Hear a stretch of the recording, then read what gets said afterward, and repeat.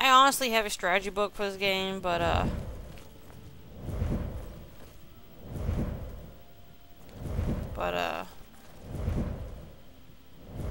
my dragon's glitching in that house again. Okay. Go home.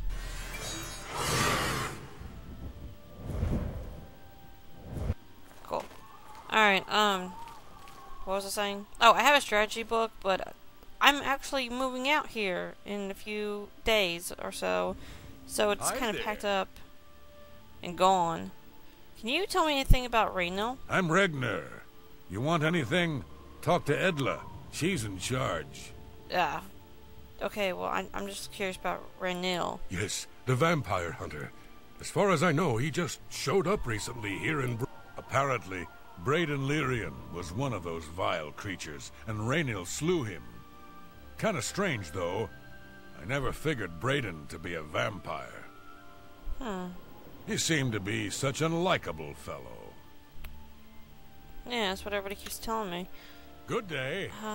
Isn't there a bar around here? Maybe he's in the bar. Or the tavern. That's what they call it, the tavern. This is somebody's house. This is somebody's house. What's this? Olva's tap and tack? Tap and tack? Huh. Doesn't hurt to try.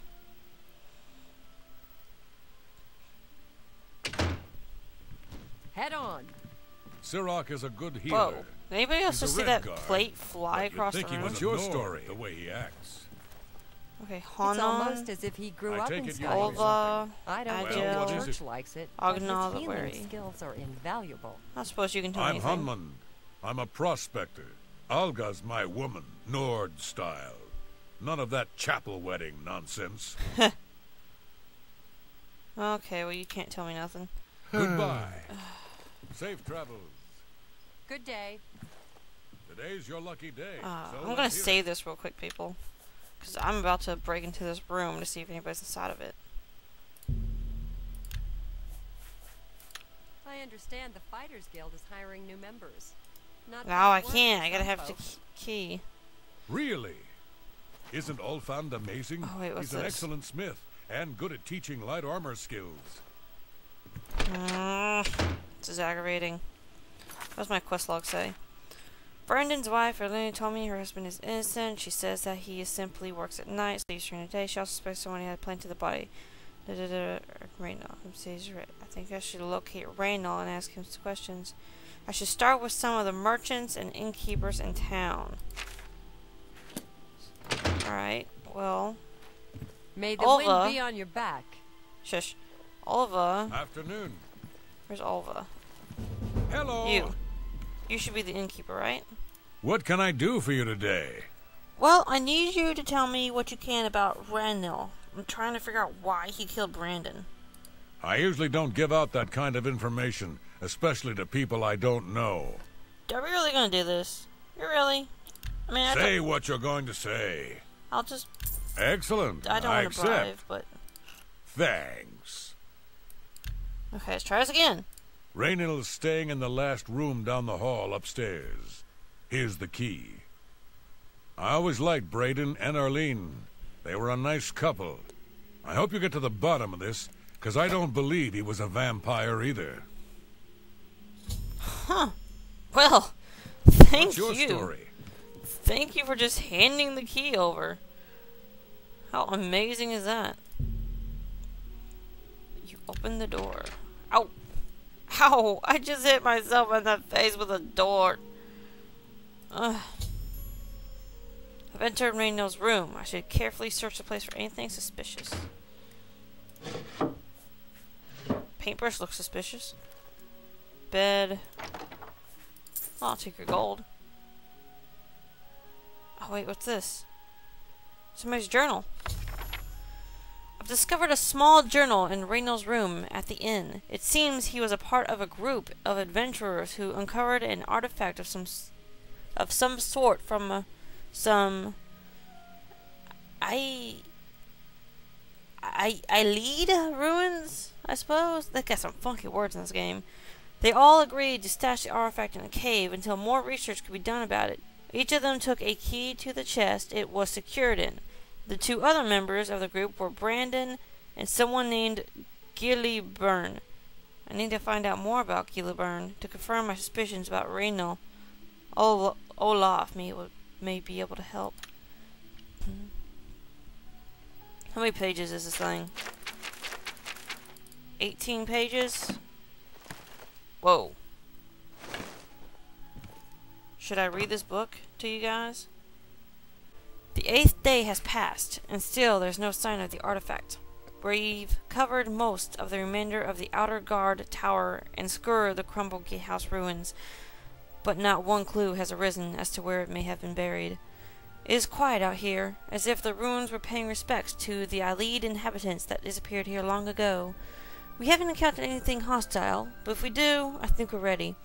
The Brotherhood's been in worse scrapes before. Brandon paid good money for the information as to our treasure's whereabouts, and I hope it doesn't turn out to be yet another Fasico. Fasico? I'm not sure. This morning, our camp was set upon by some bandits who were protecting what they claimed was their territory. Considering that we were outnumbered 3 to 1, we did very well. Only Raynal suffered a small wound, but that was easily healed by a potion that Brandon had thoughtfully brought with him on our expedition. After getting rid of the bandit corpses, we set out to tackle the largest part of the ruin, the remains of the great keep. 2 of the walls of the once mighty structure were collapsed, scattering the telltale whitish rock. So typically of the Allied architectures in this part of Tamriel. This made our assault on the ruin difficult, as many of the larger chunks of wall were far too heavy for us to move. Brandon suggested that we search the center of the building's foundation for any underground entrances, which was typical for this type of keep. His guess paid off, and after several hours of back-breaking work, we managed to clear an opening just large enough for us to squeeze through and enter an ancient stairwell leading down into the ground. We decided to wait until morning's light to begin our descent into the depths of the ruin. After a restless sleep, all of us were quite excited at the prospect of what might lie ahead. Eagerly, we dipped our torches in a fresh container of pitch lit. Oh my god, I'm sorry, I'm stuttering like crazy. In a fresh container of pitch, lit them, and entered the inky blackness of the stairwell. The stale air was choked with dust and a fine grit, a sign that no one had entered this portion of the ruins in a very long time. We became excited, as that meant no other tomb robbers had gotten there before us. The stairwell eventually leveled out into a corridor of sorts that snaked its way to the north. As we carefully walked along, I scanned the floor and walls very carefully for any type of triggers, tripwires, or pressure plates, such as was my specialty. The Allied were well known for cunning traps protecting their tombs, and I wasn't taking any chances. Brandon, the scholar of the Brotherhood, was getting more and more excited as we traversed the passage. He was translating the wall carvings and was becoming certain that we had finally found the true location of our prize. After walking for several minutes, we were overjoyed to see that what we were hoping to see. The hallway ended at a metal door with the carving of a spider upon it. Now came the true test of Brandon's information. The door supposedly had a puzzle lock.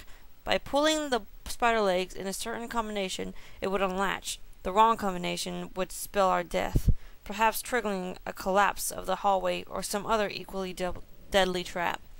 With a shaking hand, I pulled the legs one by one in the order I had memorized. The 6th one, then the 1st one, then the 2nd one, the 8th one, and finally the 1st one again. I closed my eyes as there were a few loud clicks, and then the door popped open. We all breathed a sigh of relief.